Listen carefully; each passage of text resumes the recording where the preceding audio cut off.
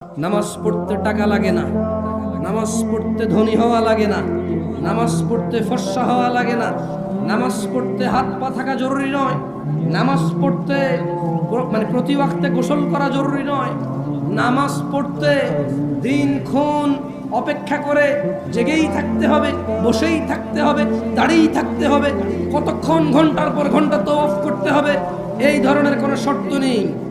মহিলা পুরুষের আলাদা বিধান নেই, ধনী দরিদ্রের আলাদা বিধান নেই। অথবা তারা যারা সালাতকে ত্যাগ করেছে, আল্লাহর নবী বলছে ইসলামের স্তম্ভ 5টি: আল্লাহকে সাক্ষী দেওয়া, ওনার রাসূলকে সাক্ষী দেওয়া এবং সালাত প্রতিষ্ঠিত করা, সমর্থবান যাকাত দেওয়া, সমর্থবান হজ করা, 11 মাস শেষে 1 মাস রোজার মাস যারা পেল তারা রোজা রাখবে, তারাই হচ্ছে মুসলমান। এটা হচ্ছে ইসলামের স্তম্ভ।